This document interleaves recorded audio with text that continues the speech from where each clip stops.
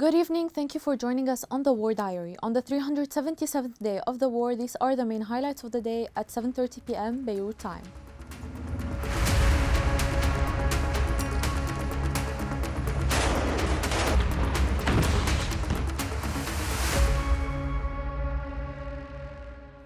We begin with the situation in Lebanon. In the south, the Israeli army issued a warning to the residents of the Tyre region, ordering the evacuation of a specific building in Al-Hosh area and its surroundings before striking the area. Warnings were also issued to the residents of Al-Abbasiyya, Tyre, and Al-Wardaniya. In the morning, Israeli warplanes launched airstrikes on several villages and heavy airstrikes in the late afternoon that targeted the Shbib commercial complex on the main road between Haruf and Jbayet, destroying it completely. Israeli drone strikes were also recorded in several villages, including Miftoun.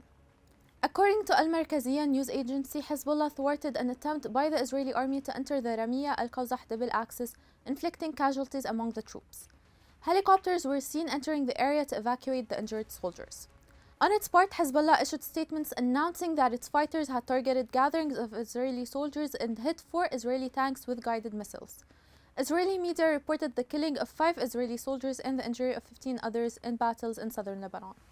Meanwhile, the Israeli army spokesperson Avichai Adrai announced the elimination of a Hezbollah battalion commander, Hassan Mohammed Awada, in the Ben Shbel area.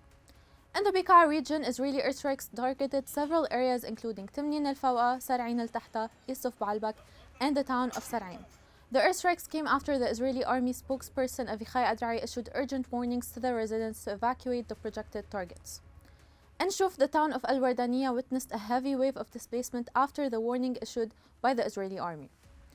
In Beirut, a building in the city's central district housing offices of broadcaster Al Jazeera and the embassies of Norway and Azerbaijan was evacuated following alleged Israeli threats, which later turned out to be fake and fictitious. In Palestine, Israel said it has killed Hamas chief Yahya Sinwar in a Gaza operation.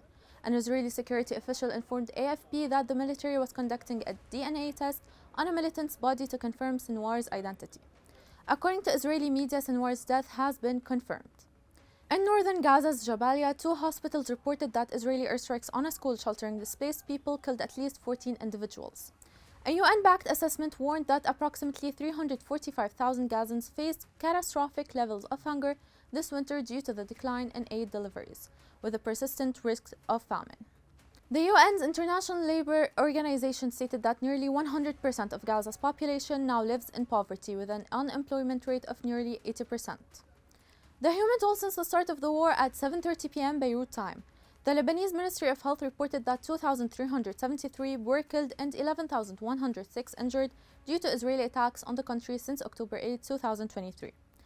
In Gaza, the Ministry of Health has recorded 42,438 killed since October 7 last year.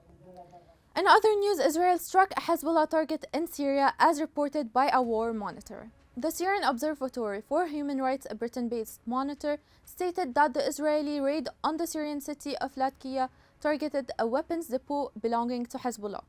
The Israeli army did not comment on the strike when contacted by AFP. Iran's Revolutionary Guards chief Hossein Salami warned on Thursday that Tehran would hit Israel painfully if it attacks Iranian targets. In Houthi-controlled areas of Yemen, the United States conducted multiple B-2 bomber strikes on weapon storage facilities, as confirmed by the U.S. Military and Defense Department. The United States demanded accountability from Israel after the New York Times reported that the U.S. ally had used Palestinian civilians as human shields in the Gaza war. That's it for today's recap. See you tomorrow for another roundup of the situation. Until then, stay connected on our website www.thisisbeirut.com.lb and on all our social media platforms.